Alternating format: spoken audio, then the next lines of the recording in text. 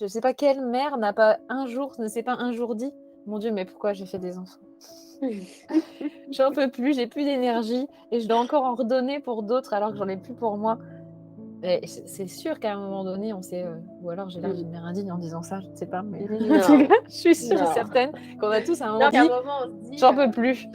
ouais, c'est comme si on c'est pas les enfants, c'est nous vis-à-vis des enfants de se dire: «Mais mes épaules là, elles sont pas assez, sont pas assez solides en fait, dans quoi je me suis embarquée?» On va se remettre en question, mais c'est juste la manière dont c'est en train de se passer qui est plus, correcte pour nous.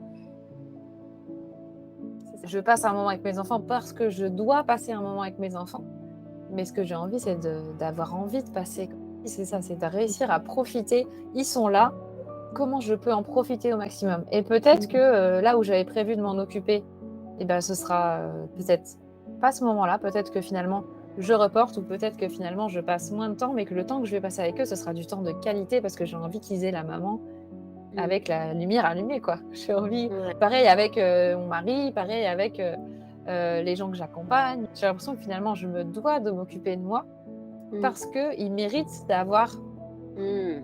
bah, le meilleur de moi comme moi je mérite d'avoir le meilleur de moi.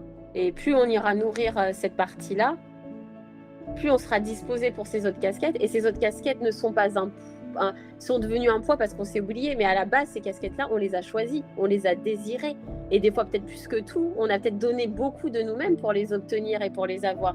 C'était des choses qui étaient presque des rêves. Moi, toutes ces casquettes-là, c'est des choses dont je rêvais quand j'étais petite fille et que je voulais vraiment avoir et comment ça a pu devenir un jour avec, cette sensation de lourdeur à quelque part, tu vois? Alors que c'est des trucs dont j'ai toujours rêvé. Mais peut-être qu'il y a ce facteur-là qui a été trop mis, de côté. Les avoir, c'est une chose, mais si on n'en profite pas et qu'on savoure pas, à quoi bon? J'ai réussi à le dire sans pleurer, hein? Ouais. Il y a peut-être des choses que tu as choisies parce que ça faisait bien et que c'était bien d'avoir cette case-là de cocher. Mais il est pas trop tard. Bon, à part pour les enfants.